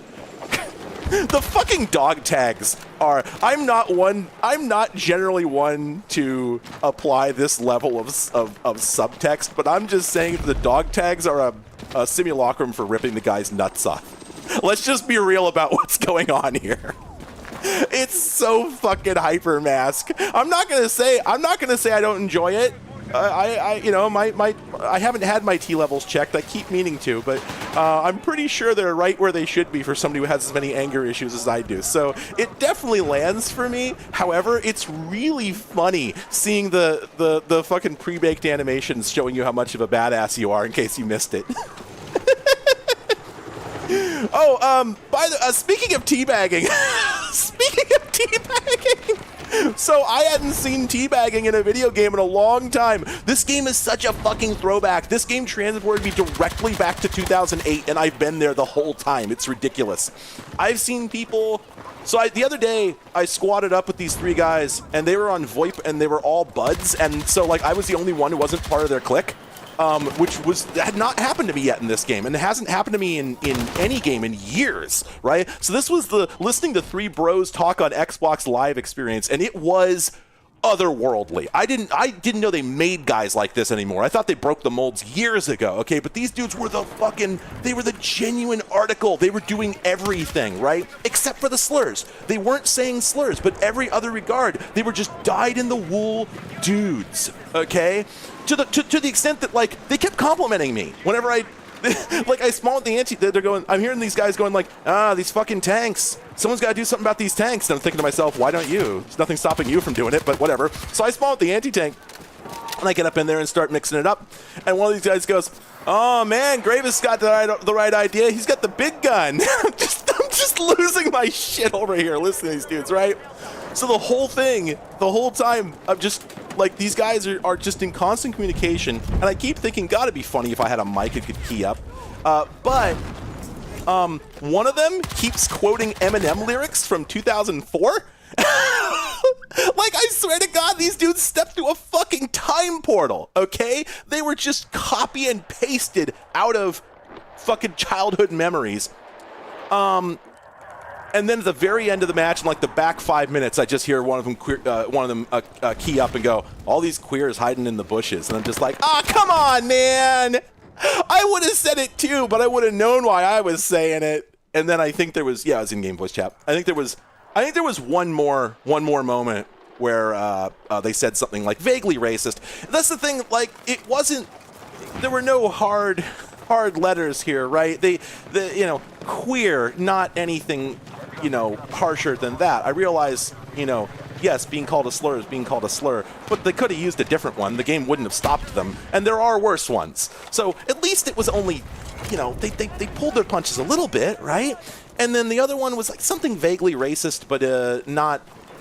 God, I'm trying to remember what it was. It was the sort of thing. It was the sort of thing where it's not like calling somebody a slur based on where they're from, but making some quip about people from such and such place do this. And I can't for the life of me remember what it was because it was so mild. And so it was like I got the softest pair of Xbox Live bros, or trio of Xbox Live bros ever. Right? Like, I wish they weren't like that. I wish they'd been better. But even then, it wasn't like they milkshake ducked that hard. It was just, like I said, it was just otherworldly. You know, to not only step out of 2005, but also to be one of the less egregious trios of 2005, right? Yeah, no gamer words.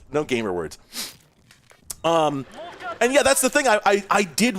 They're not using. So what's interesting is that they do have voice recognition in this, because if somebody keys up in voice chat and says something, it'll translate it into text for the hearing impaired, right?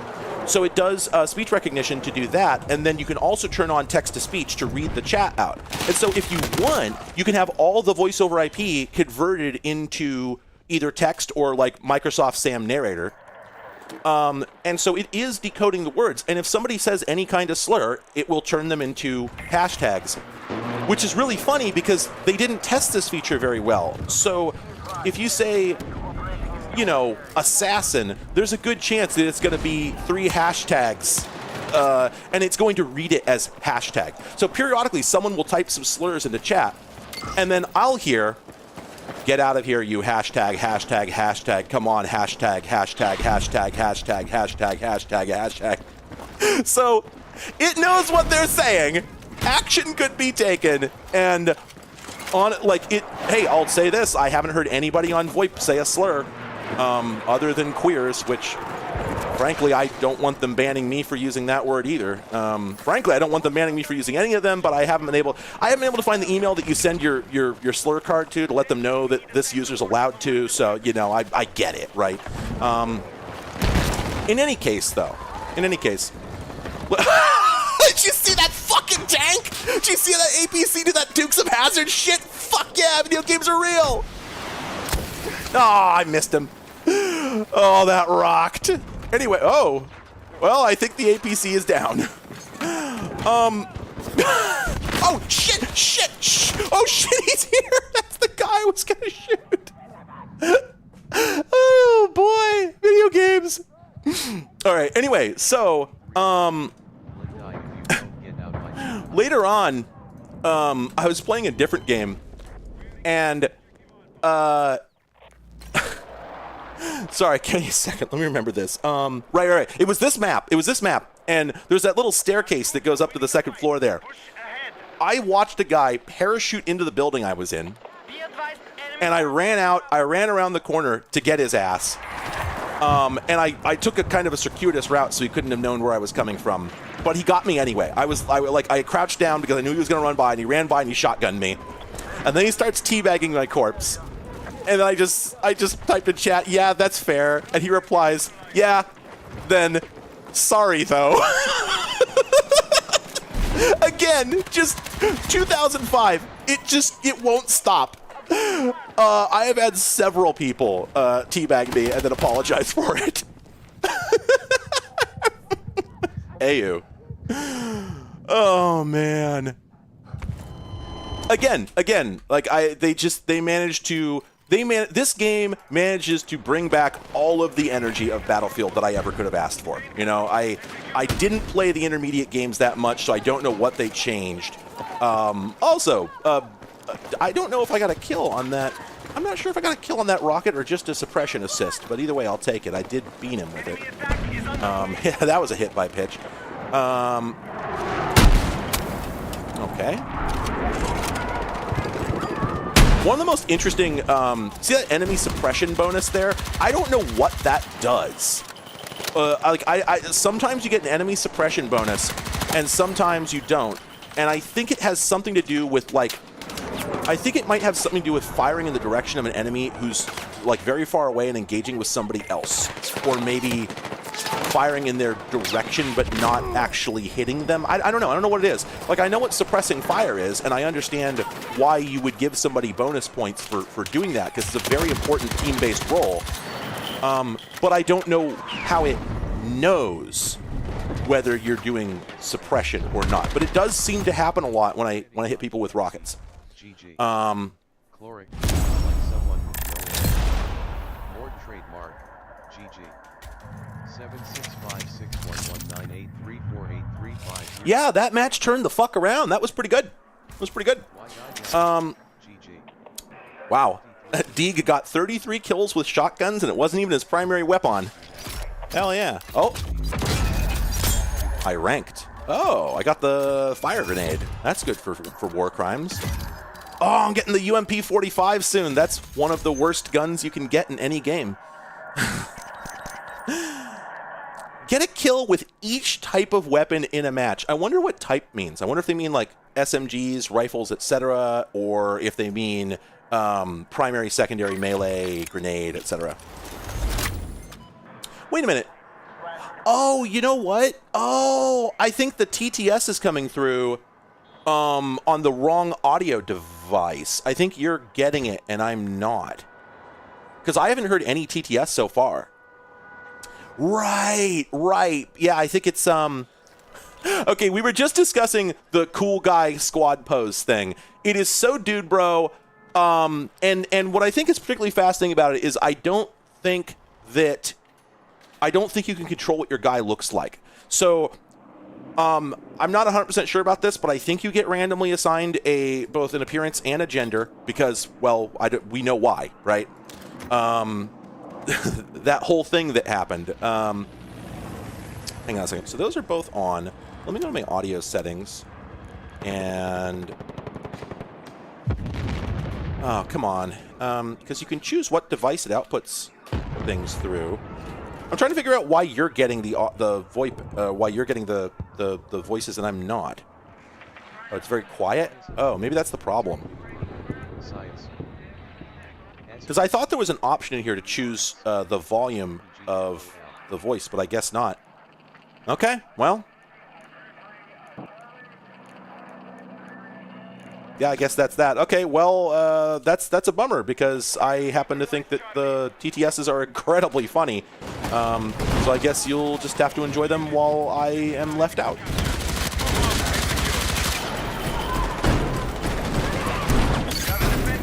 You pick which player character you are per faction and class. Okay. Oh, the thing that happened was, and again, I don't know if this is true of this game. Maybe I misunderstand what's going on, but there was a game a few years back. I want to say it was like this. I want to say it was like a Call of Duty or something like that, where they just like randomly assign you a gender when you start the game and you cannot change it. And all of these guys got incredibly mad about the idea of having to play as a gender that they don't agree with. And every single reply from everybody was, "That's interesting. Huh. Maybe, do you have any thoughts about that might be applicable to other people's situations?" It was amazing, however, like the rage over this was just baffling. Like it was astonishing. They were so angry. And it's funny because like I mean, you could say that like it's pretty normal in video games to get assigned to a character who doesn't reflect you at all. You know, you are, if you're playing this game, you are at best a guy who trained for the fake Marines by jumping off a trampoline, jumping off the roof of his house onto a trampoline. The chances that you are anything like these guys is basically nil, right? So you're already being assigned a persona and an appearance that has nothing to do with your own. Is the gender thing really that different? Because, I mean, there's badass female soldiers. I don't think even the dumbest fucking chud is going to disagree with that. And obviously, it being a video game, if you have opinions, you know, bio-truths about, oh, well, women are weaker, so they're not the best soldiers.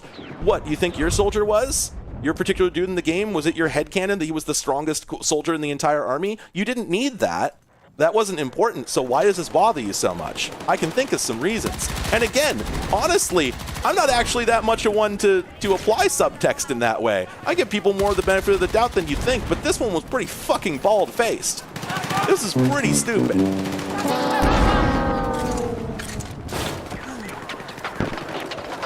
I was wondering, what did I fuck up? Did I say a heated gamer word and then just miss it? Like, why am I being sad-horned? You're smashing the glass over here. But yeah, like, you know, you can very much say like, oh, it would be nice if every game.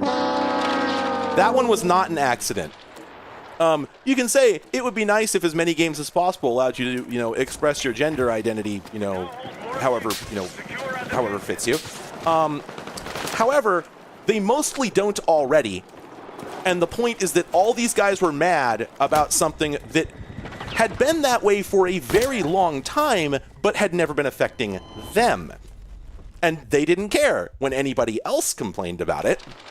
But all of a sudden, it was very, very important and needed to be fixed immediately and was a personal attack on them.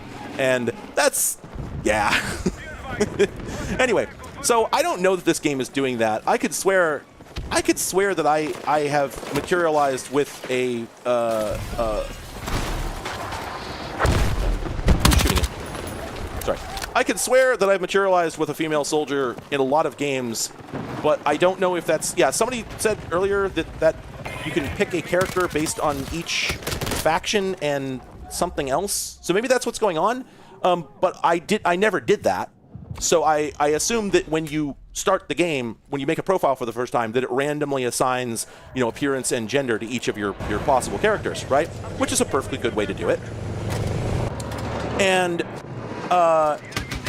so I don't know if there's any bros out there getting super mad about that with this game. But I do think that the incident that I described is probably in the minds of every single shooter developer for the rest of time. Because regardless of how you feel about how it went down, I personally think it was really fucking funny, and I seem to recall that they didn't quote-unquote fix it. But regardless of whether, you, the developer, think that was too woke, you're certainly never going to forget it. You're certainly going to take that into account, right? So, frag grenade out!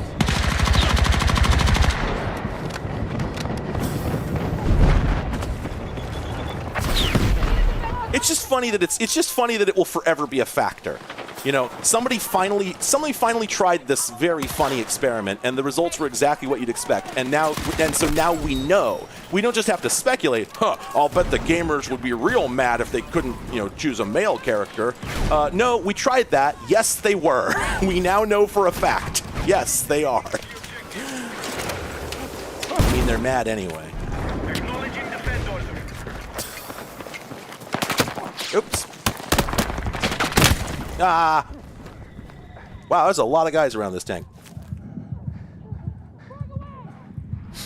I don't remember how. I'm pretty sure it was account bound. I think that it generated a character for you that was, your primary profile, and I honestly don't remember the details. I could be misremembering several parts of this. It could have been a fucking RPG. It could have been a lot of things. It might not have been, a bro FPS at all. But all the basic, plot points in the story are there, and those all happened. So, God, it might have been an RPG. Was it fucking? What? It might have been one of those. It might have been one of those survival games. That might make sense. Oh, by the way, a note, if you're curious, I've been playing the game the entire time with the submachine gun because I'm taking the engineer class, and I haven't been playing any of the other classes. I need to at some point, but you got your basic classes, right? You got your assault dude, you got your engineer, you got your support class, and then you have recon. And just for context, these are interesting because they're sort of mixed together into. There's sort of a conflation of several different class concepts because the engineer. So any class can take any weapon, right? So I could go in here and I could go to assault rifle and give my engineer an assault rifle. But you'll notice there's a signature weapon in the upper left there, and no, add a note. I believe they were mad because they could not pay to change it. They could not change it in any way. They couldn't even pay to change it. It was very deliberate. I don't remember all the details, but there was no question that the developers had done this very much on purpose. Anyway, so I can take any weapon, but because this is my class's signature weapon, you get benefits. I can't remember what they are exactly. It tells you somewhere, but basically, you're encouraged to take the correct primary weapon. But then, for instance, they have a decent amount of variety in here. So I'm using the RPG, which is unguided, and they also have an actual, like, when you start out, you have to unlock these, right? So when you start out, you get the Law, which is the actual dedicated anti-tank gun. And this one has the benefit that it's guided, so if you manage to laser the tank, it will theoretically follow it a little bit. But also, it does the thing where the missile flies up in the air and then comes down on top of the tank. So those are all useful things. I don't actually know if the RPG is stronger. It just seems like it should be. And so I've been using it. But the other thing is that because it's unguided, it's a little bit easier to pop off at something that isn't a tank. So, yeah, so that's the question, right? What's the benefit of a proper battle rifle versus versus an SMG? And you know what? I don't entirely know. I'm not sure what it's supposed to be because, and this could be a skill issue. I'm open to that idea, but I have not really been able to get that many kills with the assault rifle. It's like. Okay, I think that was actually a decoy. There's a one of the funniest and most video game items that I've ever seen in a game is there's a decoy soldier you can put down that's literally, it's the top half of a soldier model attached to a wooden tripod. And it's really convincing. It's so funny.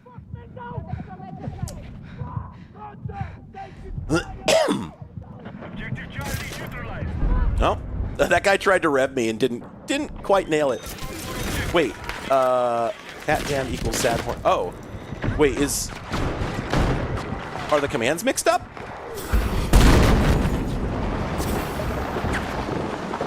Oh no, that's weird. Yeah, so the assault rifle has two problems. First off, it fires very, very slowly, which I know that's on purpose, right? A battle rifle should be more controllable, right? So a slower cyclic rate makes sense.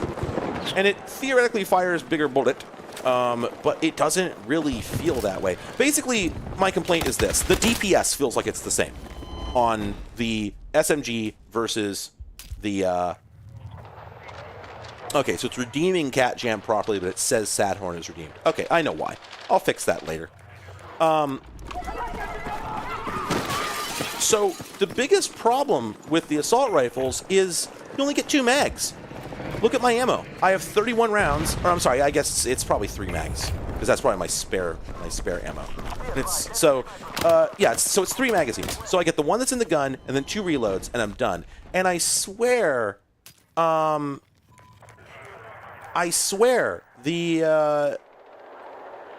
SMG is depleting ammo much more slowly. I need to check this out, but I think that I'm getting like 300 rounds with it or something like that. So I'm getting like 10 mag swaps.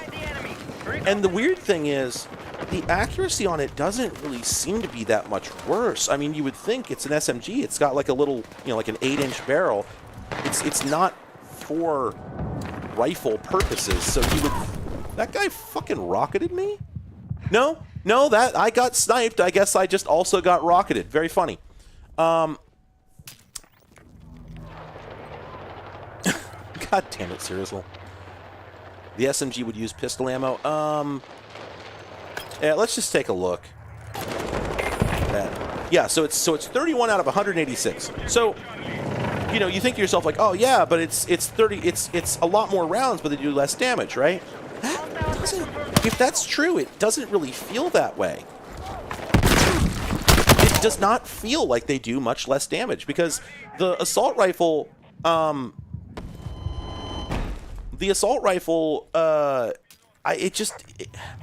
if it killed him in 3 hits, that'd be one thing. But I mean, you saw earlier, I put like a good 4 or 5 rounds into a guy on the roof. I mean, it was from a distance, right? So maybe it's not quite as equivalent, but I mean, that's the point, right? Like, if the point of the thing is to shoot at guys from further away anyway, then that should be nullified by the more powerful bullets. And so my thinking is simple as, I think they just nerfed it. Like, I think that if the engineer was expected to use a weapon that was just plain inferior, then it would ruin the class. And so I think that in an attempt to avoid wrecking that class and making them useless for combat, because here's the thing. First off, this may be like a class-based game, but we know what actually happens with class-based games if you mandate the use of those classes, right? There's two problems. The first one is that you are needed to do things, but you don't want to do them that way. And so, you know, if what your team wants you to do is to go out and kill tanks, but you want to do, you know, basic ground combat, then putting someone in the position where they are... It's the whole Dan Olsen voice, it's rude to be bad at World of Warcraft thing, right? If you're playing a game like this, the idea of getting called slurs by your teammates because you didn't go anti-tank sucks. And the best way to solve that problem is to allow somebody to go anti-tank without taking them out of the fight. But obviously, you want to... Grenade. Oh, one of my teammates is under me and keeps moving and jostling me around. Giving somebody a usable, you know, automatic weapon, pardon me, giving... Oh, sorry. Yeah, exactly. So that's the thing. No one wants to play medic, right? So let's take the medic class. What do they have? A fucking 100-round light machine gun. That's their primary weapon, and then the paddles are one of their accessories. So you can't take a class in this that's not useful for full on. Oh my God! Look at him! Hello, hi.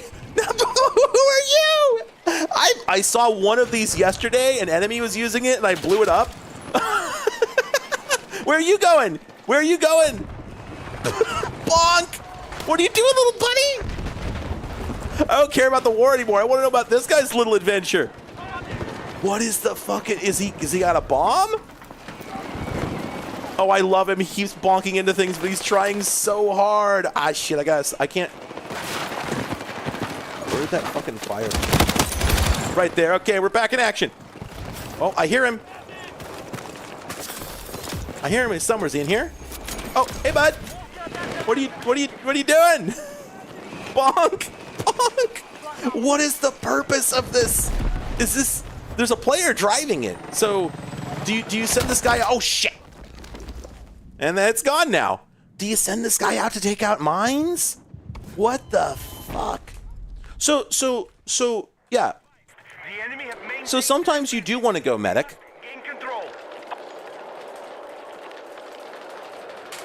Sometimes you do want to go medic. The trouble is that... And I'm not saying that you don't even want to do it when pubbing, that nobody would, right? But I'm saying that it makes sense that a tremendous number of people would not want to go medic when pubbing. When you're playing with a squad, that's one thing, right? Because your squad's going to be thrilled that you picked it back up. And if you're playing with a squad, you're maybe going to be a little more invested in the outcome of the game, period. So there's a lot more incentive when you're playing with at least some friends, if not entirely friends, to actually, play the game correctly and to give enough of a shit that you're willing to be, take less of a hero. Oh, here we go. It's, of course, way more likely that your squad mate will rev you than anybody else. Yeah, so you can help a lot, but, okay, for one thing, the tickets only matter on missions where tickets are being used. If you're playing a game mode that doesn't use tickets, then revving is basically pointless, but it is convenient, and if you're playing with a squad, they're going to rev you, right? So this basically, if you want a snowball's chance of randos helping each other out when they don't need to, the best way to do that is to lower the friction towards them having the tools to do so. So basically, if you can give somebody a medic paddles and a real gun, it's more likely that they're going to do the thing that you want and play the game using the intended classes, even if the end result is a little silly. If it does mean that, yeah, your machine gunner and your medic are the same class, right? And so, likewise, I think that if they Y'all just mad y'all lost. There's people over there calling each other sweaty now. I think that it makes sense that they sort of blend the class a little bit. I think the one that's the most